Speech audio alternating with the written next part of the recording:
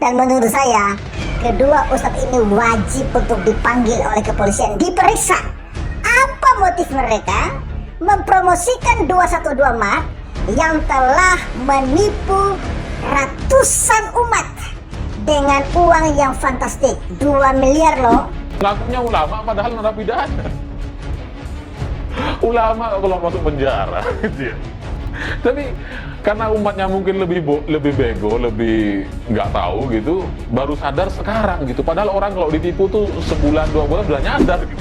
Apapun yang kalian ucapkan, apapun yang kalian beritakan, seperti apapun usaha kalian untuk membunuh karakter tokoh-tokoh umat Islam, maka itu tidak akan mempengaruhi kamu.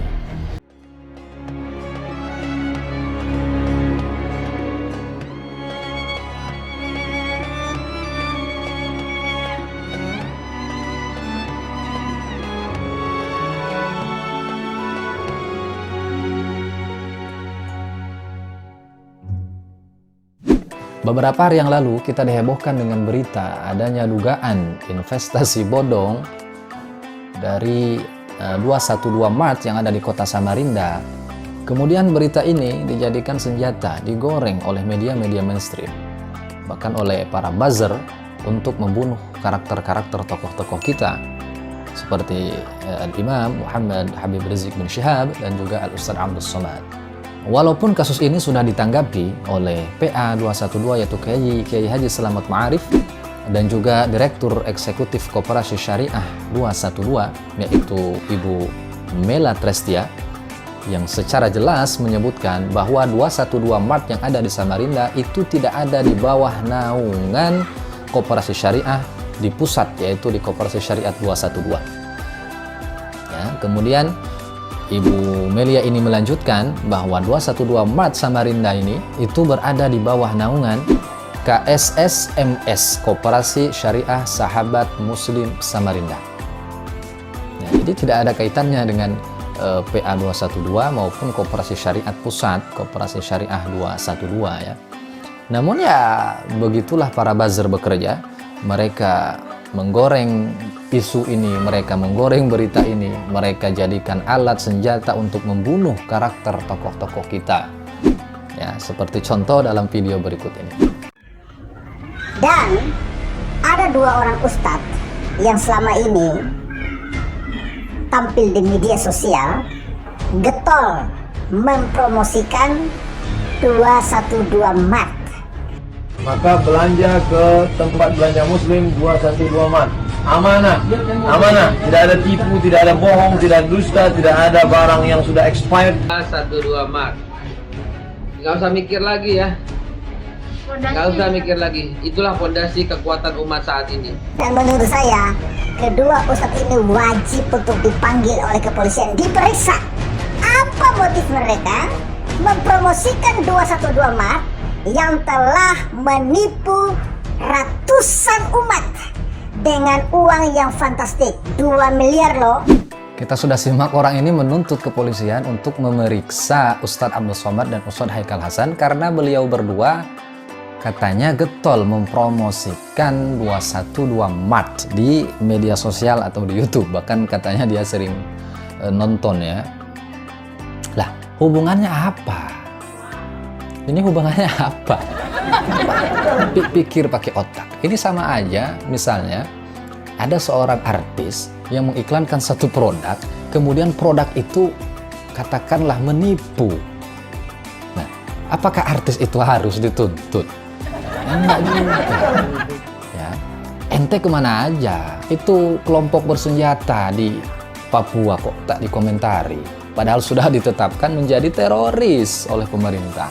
Ini sudah jelas-jelas teroris, sudah jelas-jelas mengancam NKRI, mengancam kebinekaan. Kenapa kalian bungkam?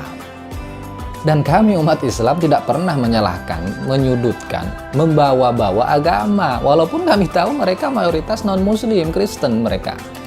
Tapi tak pernah kita, Kristen teroris, maka tangkap semua orang Kristen. Tak pernah. Kenapa ya? Karena kita berpikir cerdas bahwa ketika ada satu tindak kriminal maka orang itulah yang harus dihukum ya, jangan dibesarkan, jangan digeneralisir. Ketika ada umat Islam yang salah maka langsung dicap Islam radikal. Sedangkan orang Kristen yang salah, mereka diam 1000 bahasa. Ini salah satu ketololan yang luar biasa menurut saya. Apapun yang kalian ucapkan, apapun yang kalian beritakan, seperti apapun usaha kalian untuk membunuh karakter tokoh-tokoh umat Islam, maka itu tidak akan mempengaruhi kami. Itu bahkan justru akan menguatkan iman kami.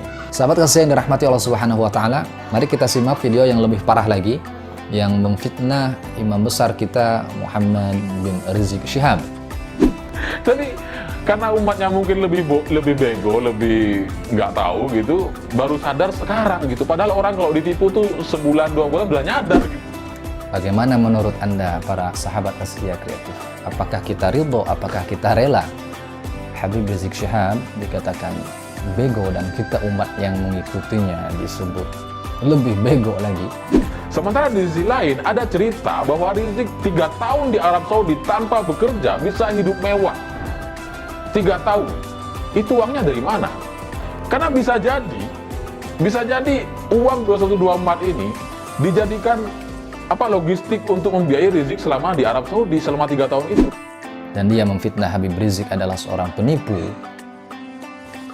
Nah, ini udah penistaan luar biasa ya. Tapi tak usah kita laporkan karena percuma. Ya, karena percuma walaupun kita laporkan. Karena ini media terbuka, media YouTube. Kalau memang mau berimbang seharusnya ditangkap juga.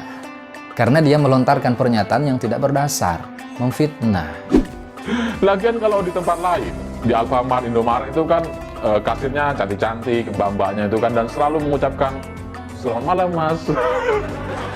Nih, sementara di 212 orangnya ya gosong-gosong karena habis demo gitu. Ya gimana tuh, emang minimarketnya tukang demo gitu. Baiklah sahabat Asia Kreatif yang dirahmati Allah Subhanahu wa taala. Jadi orang ini dengan sangat gagah memfitnah Habib Rizik sebagai seorang penipu. Menipu rakyat, mengambil uang rakyat. Bahkan ya kalian perhatikan saja kata-katanya semuanya cacian, ejekan, makian, hujatan, dan juga ya nyinyir gitu ya. Tapi ya gimana lagi. Terus kemudian apakah mungkin ada kaitannya dengan ini, dengan 2124 ini?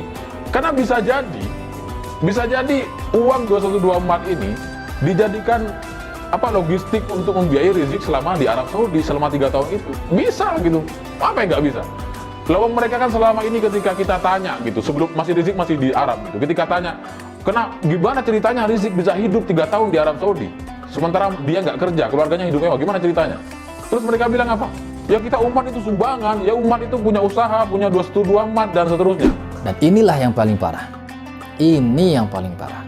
Dia menuduh bahwa 212 keuntungannya atau hasilnya itu digunakan untuk keperluan dan kepentingan Habib Muhammad Rizik bin Syihab.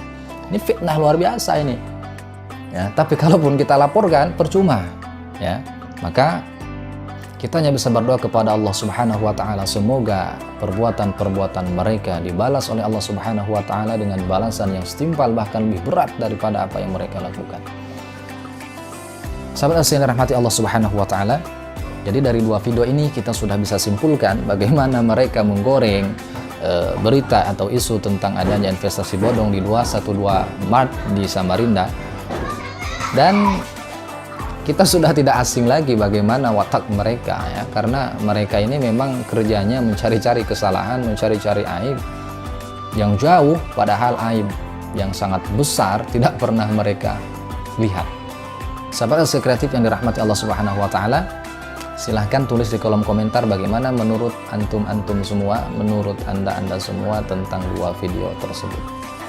Baiklah, sampai jumpa di video yang berikutnya. Seperti biasa kita akan membantah, mengcounter tuduhan-tuduhan orang-orang yang tidak senang dengan umat Islam, dengan tokoh-tokoh muslim, dan kita sebarkan dakwah ini bersama-sama. Oleh sebab itu jangan lupa untuk like, komen, dan subscribe, dan juga share kepada teman-teman kalian. Semoga Allah Subhanahu wa taala membalas kebaikan kalian. Mari sama-sama berjuang dalam dakwah. Assalamualaikum warahmatullahi wabarakatuh.